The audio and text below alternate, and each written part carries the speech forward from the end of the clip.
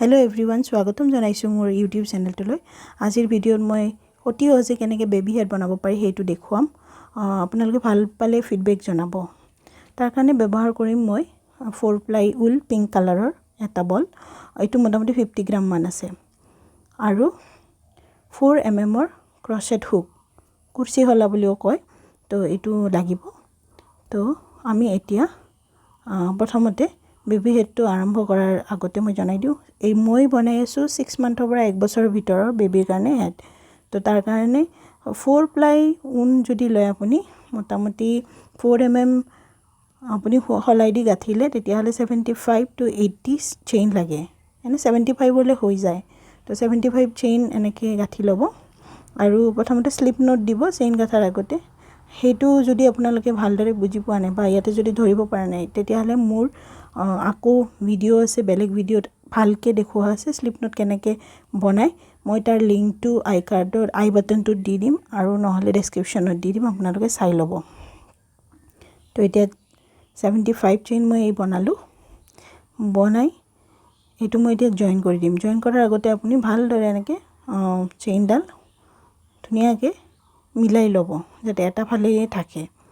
তো সেই কাৰণে এনেকে লৈ পেলাই ইয়াতে এটা স্লিপ নোট দি জয়েন কৰি দিব স্লিপ নোট দিয়াটো অতি সহজ চাই লওক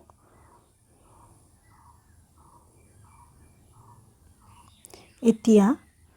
এই সার্কেলটো হৈ গল বা ৰাউন্ডটো হৈ গল টুপিৰ প্ৰথমখিনি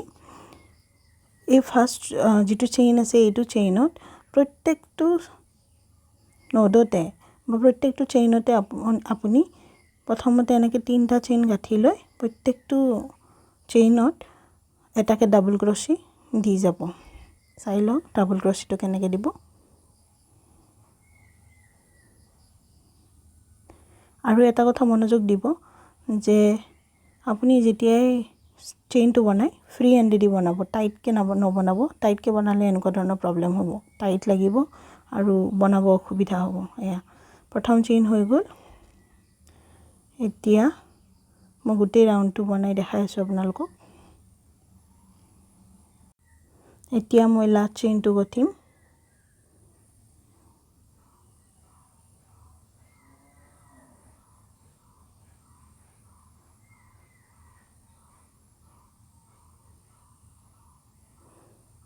লাষ্ট চেইন হৈ গল এতিয়া আমি জয়েন কৰিম গোটেই ৰটো তাৰ কাৰণে প্ৰথম যেটো আমি তিনটা চেইন লৈছিলো সেই তিনটা চেইনৰ 3 নম্বৰটো চেইনত এটা স্লিপ নোট দি গোটেই ৰটো কমপ্লিট কৰি দিলো ৰো কমপ্লিট হৈ গল এতিয়া আকৌ তিনটা চেইন দি দিম আৰু সেকেন্ড ৰটো স্টাৰ্ট কৰিম কেনেকে স্টাৰ্ট কৰিম মন কৰিব এটো বহুত মানে সহজ হয় কিন্তু আপুনি চাব লগা তিনটা চেইন দিয়াৰ পিছত আমি প্ৰথমে এইটো ফ্ৰন্টৰ ফালেদি ডাবল ক্ৰচি এটা লম ফ্ৰন্টৰ যেটো ডাবল ক্ৰচি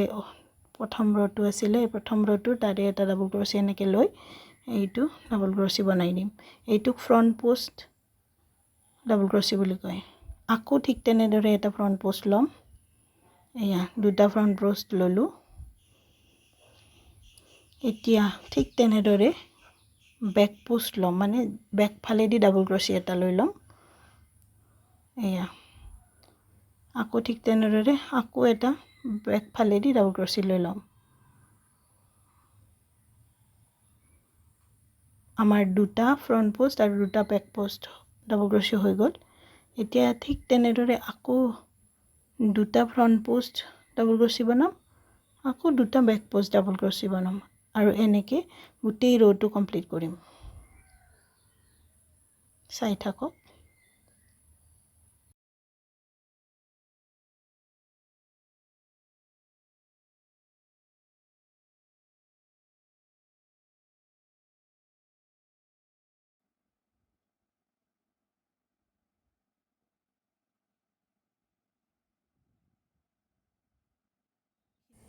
रोটো কমপ্লিট হৈ গল অলমোস্ট লাষ্ট খিনি দেখাম আপোনাক কেনেকৈ গাঠিছো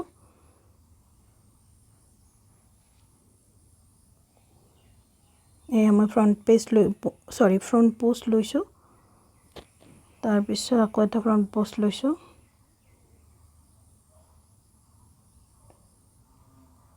তাৰপিছত আপোনাৰ বেক পোষ্ট আহি যাব এটা বেক পোষ্ট লৈছোঁ এইটোতে ৰ'টো কমপ্লিট হৈছে গতিকে নেক্সটটো জইন্ট পৰিব নেক্সটটো আগৰ যেটো তিনটা চেইন লৈছিলোঁ ন প্ৰথমতে ৰ ষ্টাৰ্ট কৰোতে সেই তিনটা চেইনৰ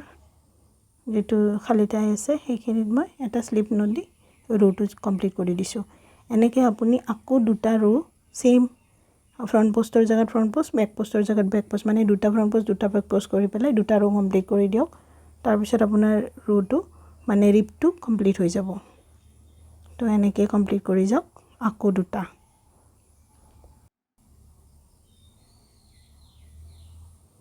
এয়া মোৰ 3 নম্বৰ যেটো ৰ আছে মানে একদম প্ৰথমৰ পৰা হলে 4 নম্বৰ ৰ 4 নম্বৰ ৰটোৰ এই লাষ্টখিনি উঠি আছো জয়েন কৰাৰ কাৰণে এয়া ফাৰ্স্ট চেইনত আমি অ্যাটাচ কৰি দিলো স্লিপ নট দি এতিয়া মোৰ এই 4টা ৰ কমপ্লিট হৈ গল আৰু 5 নম্বৰ ৰটো মই কেনেকৈ ষ্টাৰ্ট কৰিম হেতু চাব এবাৰ চাওক দুটা ফ্ৰন্ট পোষ্ট দুটা বেক পোষ্ট দুটা ফ্ৰন্ট পোষ্ট দুটা বেক পোষ্ট বহুত ধুনিয়া প্যাটাৰ্ন এটা হৈছে এতিয়া তিনটা চেইন দিব নেক্সট 5 নম্বৰ ৰটো বনাবৰ কাৰণে আৰু চাওক প্ৰতিটো চেইনতে এটা এটা ডাবল ক্ৰোচেট দি যাব মানে এটো সিম্পল হ'ব এটো ফ্ৰন্ট পোষ্ট বেক পোষ্ট নালাগে সিম্পল ডাবল ক্ৰোচেট দি পেলাই লাষ্ট যেটো চেইন আছে হেতুত আপুনি এনেকৈ কমপ্লিট কৰি দিব 5 নম্বৰ ৰটো এনেকৈ কমপ্লিট হৈ যাব তো এইখিনিটো আপোনালোকে জানে প্ৰথমটো নিচিনাকৈ ডাবল ক্ৰোচেট দি পেলাই কমপ্লিট কৰি দিয়ক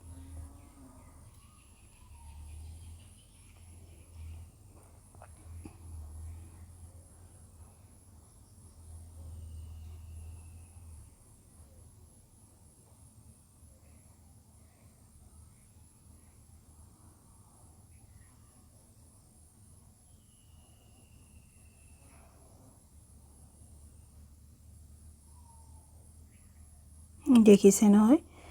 এনেকুৱাই হৈ যাব গতিকে গুটেইখিনি কৰাৰ পিছত গুটেই ৰটোৰ শেষত মই আপোনালোকক দেখুৱাই আছো এই আৰু কমপ্লিট হৈ গল 5 নম্বৰ ৰটো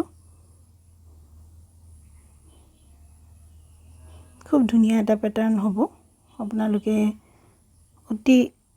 কম সময়ৰ ভিতৰতে এটা বেবি হেড বনাব পাৰিব খুব কম সময়ৰ ভিতৰতে এনেকুৱা হেড গুঠা হৈ যায়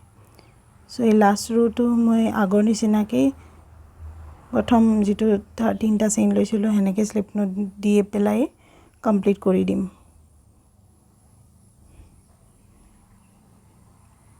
এইবাৰ যেটো ৰ আহিব হেতুৰ কাৰণত আমি হলাডাল চেঞ্জ কৰি 4.5 mm ৰ হলা লম সো পাছৰ পিছত এবাৰ 6 নম্বৰ ৰ হ'ব 6 নম্বৰ ৰ কাৰণে এনেকে তিনটা চেইন লগাই লব প্ৰথমতে তাৰপিছত এইটো মন কৰিব এইটো অলপ বেলেগ ধৰণৰ হ'ব প্ৰথমতে ফ্ৰন্ট পোষ্ট এটা লব তাৰপিছত বেক পোষ্ট এটা লব বেলেগ ধৰণৰ মানে অকমানে চেঞ্জ হয় সেইখিনি কন্টিনিউ একেবাৰে আপুনি 12 13 14 টা মান আপুনি ৰ কন্টিনিউ কৰি যাব পাৰিব আৰু মনত ৰাখিব যে ফ্ৰন্ট পোষ্টৰ জাগাতে ফ্ৰন্ট পোষ্ট বেক পোষ্টৰ জাগাতে বেক পোষ্ট এনেকৈ কৰিলে আপোনাৰ প্যাটাৰ্নটো খুব ধুনিয়া লাগিব আপুনি এনেকৈ কৰি যাওক এটা ফ্ৰন্ট পোষ্ট লব এটা বেক পোষ্ট লব এনেকৈ কন্টিনিউ আপুনি 12 টা মান ৰ লব বা 14 টা মানো লব পাৰে কাৰণ যেহেতুকে 6 মাহৰ পৰা 1 বছৰ হয় গতিকে সবৰে মাথাৰ শেপ একে নাথাকে কিছুমানৰ অকমান দীঘল হ'ব পাৰে কিছুমানৰ গোলাকৃতিৰ হ'ব পাৰে গতিকে দুটা তিনটা ঘৰ যদি আপুনি বঢ়াই লয় তেতিয়া হলে কোনো প্ৰবলেম নহয় সো এনেকৈ কন্টিনিউ কৰক কমপ্লিট 12 টা বা 14 টা ৰ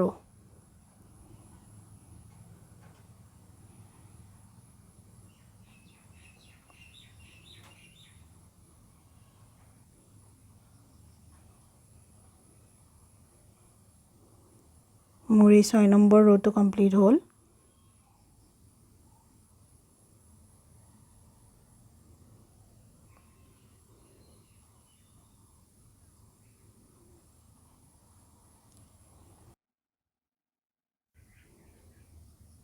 নেক্সট ৰটো এনেকৈ তিনটা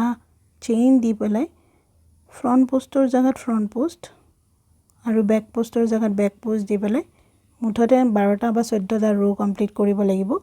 তাৰ পিছত মই আপোনালোকক শ্ব' কৰাই আছো আজিলৈ এইটো ভিডিঅ'ত এইখিনিলৈয়ে থাকিল নেক্সট ভিডিঅ'টোত মই ইয়াৰে নেক্সট পাৰ্টটো কন্টিনিউ কৰিম গতিকে তেতিয়ালৈকে চাই থাকিব মোৰ ভিডিঅ'টো ভাল লাগিল লাইক কমেন্ট শ্বেয়াৰ কৰিব আৰু thank you for watching bye bye take care have a nice day